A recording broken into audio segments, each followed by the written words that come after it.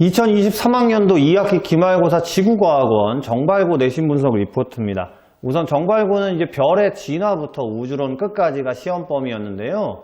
이 우주 파트가 학생들이 중고등학교 때 이렇게 지구과학을 배우면서 특별하게 배워온 적이 없는 내용이 새로 나왔기 때문에 이 부분이 아무래도 좀 자세한 부분들이 많죠. 그래서 그 부분들을 이해하는데 생각보다 어려움이 있었을 겁니다. 공부를 하실 때. 하지만 지금 정발고 같은 경우는 전체적으로 고3 학평수능 기출이나 수특에서 변형된 문제들이 많이 나왔고요. 그 다음에 이 우주론 부분은 워낙 자세하고 복잡한 부분이 많아서 기본적인 내용에 충실하게 문제를 출제했다라고 총평을 할 수 있는데, 그래도 이제 아무래도 좀 학생들이 어려운 부분이 있지 않을까 생각이 들고요. 그 다음 정발고는 수특이나 고3 학평 수능에 나오는 그 자세한 내용들도 좀 출제가 됐어요.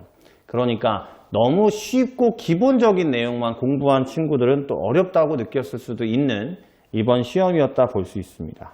객관식 24문항이 출제가 됐는데요.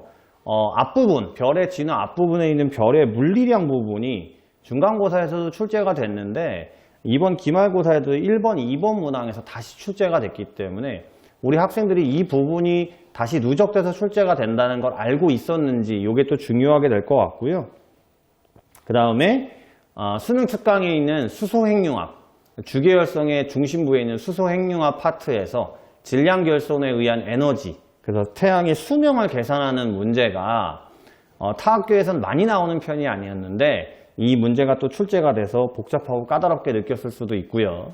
그러니까 지금 이 내신 분석 리포트를 보고 있는 친구들은 이번 시험을 본 친구들보다는 다음 시험을 준비하는 친구들이 또 보실 거잖아요.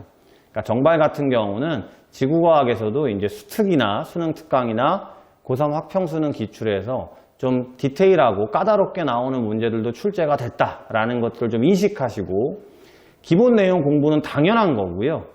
중간중간에 좀 까다롭게 나올 만한 자세한 내용들도 공부를 해야 되지 않나 생각이 듭니다. 그 다음 외계행성 탐사 파트가 좀 어려운 부분이 있어요. 이제 시선속도 측정법, 식현상, 이게 이제 그래프랑 행성의 움직임, 별의 움직임을 가지고 좀 판단을 해야 되는 건데, 이 부분의 문제가 이제 고3 학평 수능 기출에서 요즘에는 각도를 가지고 사인, 코사인을 응용해서 이제 푸는 문제가 나오거든요. 이 부분에 대해서도 정발고가 출제가 됐어요. 그러니까 아까 말씀드렸던 이런 부분들도 꼼꼼히 챙겨야 되지 않나 생각이 드는 시험이었습니다. 대표 문항 분석은 보통 이제 시험지를 좀 출력을 해서 구해서 이제 봐야 되는 건데요. 우선은 아까 말씀드렸듯이 1번, 2번 문항에서 별의 물리량, 즉 별의 진화 앞부분 문제가 다시 출제가 됐습니다. 그래서 광도 계급부터 고3 학평 수능에 나오는 이제 단위 시간당 별의 질량이 방출하는 에너지에 따른 질량, 요 수명과 관련된 이런 용어들도 출제가 돼서 이 용어를 정확하게 알아놔야 되지 않나. 그래서 오답률이 좀 높았을 걸로 보여지고요. 별의 진화는 4문항이 출제가 됐는데 우리가 그동안 배웠던 이게 별의 진화가 또 고등학교 1학년 통합과학에서도 나오는 부분이어서 학생들이 또 쉽게 지나갔을 수도 있는 부분인데요. 이 6번 문제가 수능 특강에 있는 태양의 수명을 계산하는 이런 질량결손에 의한 수명 계산하는 문제가 나와서 이 부분도 자세하게 공부하지 않았으면 오답률이 꽤 높았을 걸로 보여집니다. 외계행성 탐사 문제는 총 4문항이 출제가 됐고요. 그 다음에 8번에 미세 중력 렌즈도 나왔고, 그 다음 9번에 사인 코사인 문제도 나왔기 때문에 이 외계행성 탐사 부분은 문제수가 좀 타 학교에 비해서는 적긴 했지만 자세하고 꼼꼼하게 나왔다라고 볼 수 있습니다.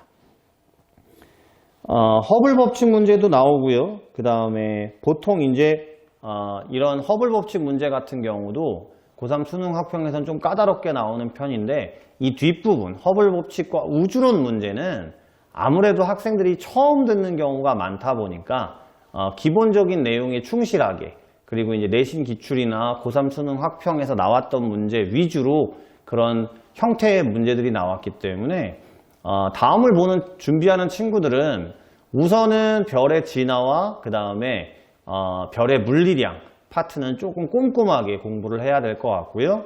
뒤에 있는 외부 은하나 허블 법칙, 그리고 우주론 파트는 우선은 고3 수능 학평 기출문제에서 나오는 내용을 위주로 공부를 하시면서 너무 어렵게 외우는 부분이나 이런 부분보다는 기본적인 내용 그리고 기본적인 계산을 충실하게 연습하는 것이 좋지 않을까라는 것들을 보여주는 시험이었다고 볼 수 있습니다.